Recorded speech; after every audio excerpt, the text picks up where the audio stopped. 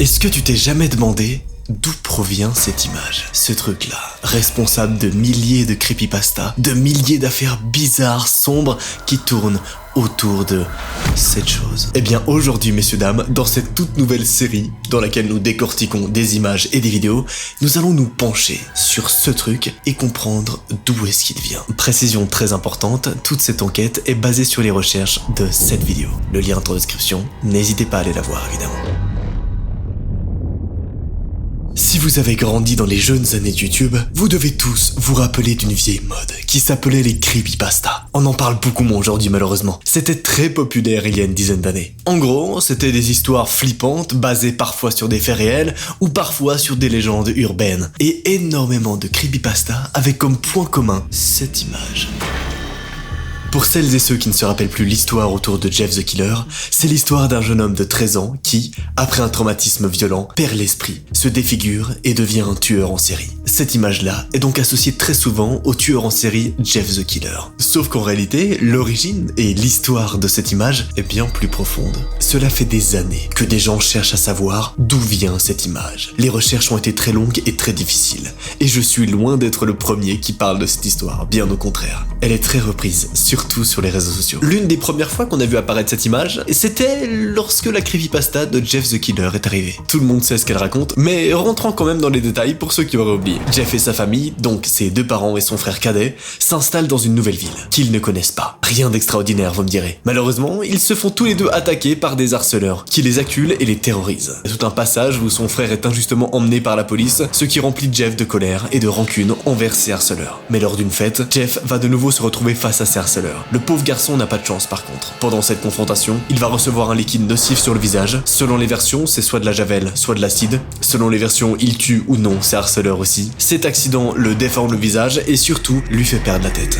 Il est devenu très pâle et s'est taillé un immense sourire. Malheureusement, cette folie l'amène à tuer ses parents, son frère qu'il aimait tant, et à devenir après ça un tueur en série aguerri. C'est comme ça qu'est né Jeff the Killer. Ou du moins, c'est la première théorie qu'on a eue pour raconter la vraie histoire derrière cette image, mais c'est pas la seule qui existe. Et d'ailleurs, c'est pas celle qui nous intéresse le plus. Selon son auteur, un utilisateur appelé Sessueur, il aurait posté cette photo, qu'on va appeler Jeff, pour la première fois en 2008. On raconte dans cette toute première creepypasta, en 2008, que Jeff apparaîtrait en mettant son visage devant vos yeux. Dire 3 fois cette phrase emblématique en tournant la tête. Il est là, avec moi. Après l'avoir dit, fermez les yeux et appelez Jeff. Pour mettre fin à tout ça, il fallait rester là et lui faire un compliment. Si vous ne le faites pas, cela va devenir un cauchemar pour vous. Une chose dont on peut être certain, c'est que l'auteur avait la fameuse photo. Alors à ce moment-là de l'enquête, on peut se demander, mais qui est l'auteur? Qui est le mec qui possédait cette photo pour la première fois? Et c'est là que notre enquête va devenir intéressante.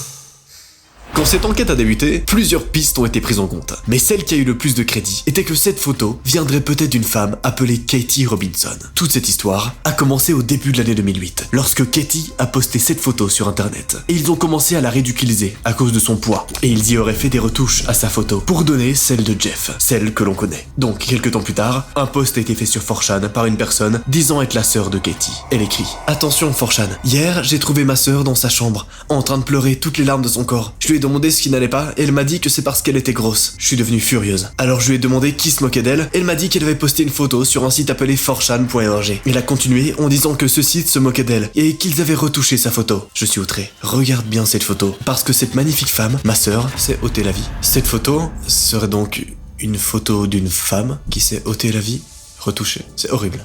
Si c'est le cas. Mais c'est pas la seule piste qu'on a. À l'heure d'aujourd'hui, nous n'avons aucune preuve de sa mort, ni de l'existence de cette fameuse femme. Quand on recherche son nom sur internet, la majorité des résultats concernent cette mystérieuse image. Et malgré tout ça, la légende a persisté. Pour brouiller encore plus les pistes et la chronologie de cette histoire, l'auteur qui l'a posté à l'origine a été interviewé par le youtubeur Scaretheater fin 2015. Durant son interview, il lui a été demandé: l'image que vous avez utilisée pour Jeff est devenue iconique. Où l'avez-vous trouvée? L'auteur originel, qui a créé la creepypasta de Jeff the Killer, répond alors: la photo a été faite en utilisant un masque blanc en latex et de grands yeux blancs en plastique avec une substance caoutchouteuse pour simuler le clignement. Il y avait également un anneau noir autour des yeux qui couvrait la paupière rouge exposée. Après, on a fait 2 ou 3 photos et on les a postées. Le reste, c'est l'histoire que vous connaissez. La conversation continue et devient soudainement de plus en plus bizarre. L'intervieweur demande. Il y a eu quelques controverses sur cette image. Apparemment, cette photo est une version photoshopée d'une fille appelée Katie Robinson, qui aurait été harcelée et qui aurait mis fin à ses jours. Tu savais tout cela? Le soi-disant auteur original de la photo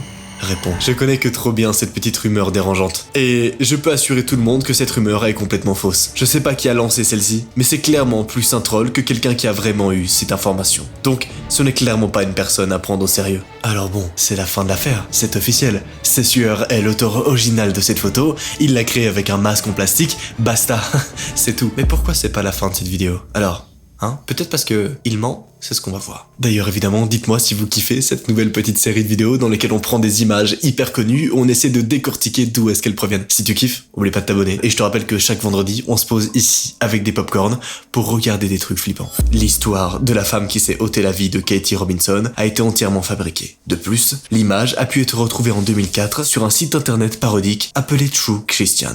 Vrai chrétien, en français. Bon, quoi qu'il en soit, même si la piste de Sessueur commence à être un peu louche, il y a un truc sur lequel on peut être sûr, c'est que Katie ne s'est jamais vraiment ôté la vie. Tout va bien à ce niveau-là. Du coup, mystère résolu. Sessueur a pris cette photo lui-même et l'a postée sur le net en 2008 en la reprenant de ce site chrétien bizarre en 2004. Fin de l'histoire. Pour se dédouaner, Sessueur raconte: ces photos ont été prises il y a longtemps, et j'ai mis ce masque au placard il y a longtemps aussi. Donc c'est définitivement fini. Si j'avais ce masque avec moi, on ne pourrait pas dire à quel point il serait précieux. Ces photos, je les ai prises avant 2004. Bon, le mec s'enfonce, personne le croit, évidemment. Ça se voit qu'il a juste repris la photo et que c'est pas lui qui l'a réellement créée. En fait, c'est précisément à ce moment-là que les choses ont commencé à devenir bizarres. À ce moment-là de l'enquête, on a commencé à se dire: ok, il y a peut-être un truc vraiment chelou derrière cette photo. Quelques temps plus tard, une étrange vidéo YouTube appelée NNN Special Broadcast a été trouvée. Cette vidéo a été mise en ligne en août 2004. Vers 4 minutes, l'image de Jeff apparaît de manière très brève. Cette fois-ci, c'est sans doute la première fois que cette image est mise en ligne sur internet. Et c'est bien avant l'histoire de Jeff. Aujourd'hui, cette vidéo est devenue une légende urbaine au Japon. C'est le genre d'histoire qui se raconte tard dans la nuit. On y voit un citoyen japonais qui zappe sur la télévision, mais ne trouve que des chaînes parasites.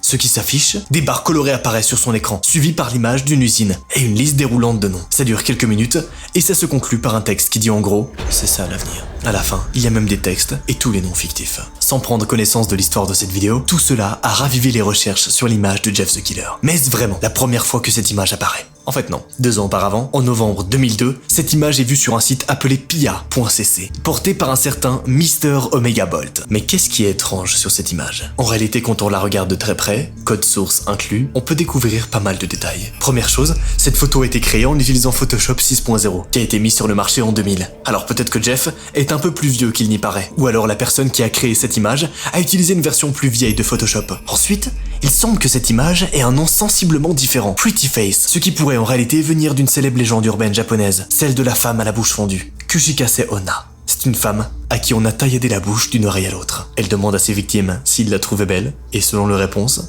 elle les tue ou elle les libère. Alors peut-être que Jeff a quelque chose à voir avec cette légende. Qui sait? Mais l'affirmer serait pure spéculation. Revenons sur le site. Les internautes ont commencé à fouiner très méticuleusement pour trouver d'autres pistes, et ils ont fini par en trouver évidemment. Ce que vous voyez là, c'est la seconde version, la plus vieille de l'image sur le site, postée par Mr. Malholland en septembre 2003. Elle est connue sous le nom de White Powder, poudre blanche. Comparée à la première version, les yeux sont complètement différents et la bouche n'est pas distordue. Et il y a un peu moins d'ombre sur le visage. Chose amusante, un thread 4chan traitant d'occulte et de paranormal a un lien qui redirige vers une image appelée Pretty Face. Ça vous rappelle rien? Bon, il y a aussi des rumeurs concernant une troisième image de Jeff qui pourrait dater d'avant les 2 autres. C'est pour vous dire. Mais l'apparence de l'image elle-même pourrait être sujet à débat. Selon un post 4chan anonyme, cette image a été faite pour représenter Jeff the Killer, assis à côté d'une baignoire sale et tenant quelque chose qui ressemble à un morceau de chair. Il a également de longs doigts et lorsqu'on lui a demandé, Sessueur, le soi-disant auteur originel, a ajouté que cette troisième image n'était plus en sa possession depuis bien longtemps. Je cite: je pense que la troisième image a été postée sur internet en 2005 ou 2006. Et je me rappelle qu'il avait de longs ongles noirs tranchants et pointus, que sa blessure prenait aussi une partie de son corps. Il avait la peau brûlée et rouge. On aurait dit qu'il avait des éclaboussures d'acide sur ses mains.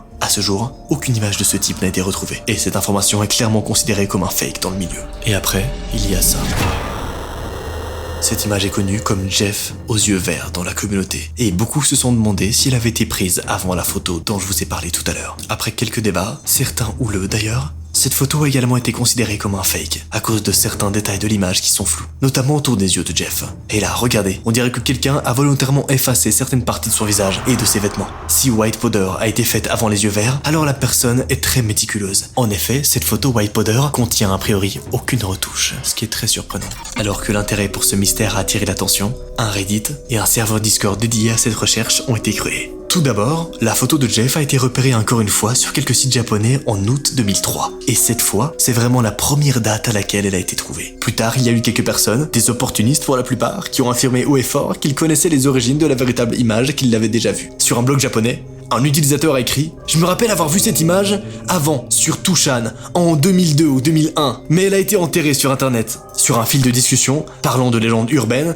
le sujet de Jeff the Killer a été abordé. Un utilisateur a écrit « La soi-disant dernière image originale, une photo refaite d'une femme asiatique avec les cheveux rugueux et dents démises. Et il y a eu un gros débat, il y a longtemps, quand cette histoire a commencé à être partagée au public. Je m'en souviens parce que j'avais essayé de retrouver l'image originale, mais je n'ai pas pu la retrouver. » Mais les commentaires les plus fous sont ceux sous les posts de Mr. Mulholland, la même personne qui a posté White Powder.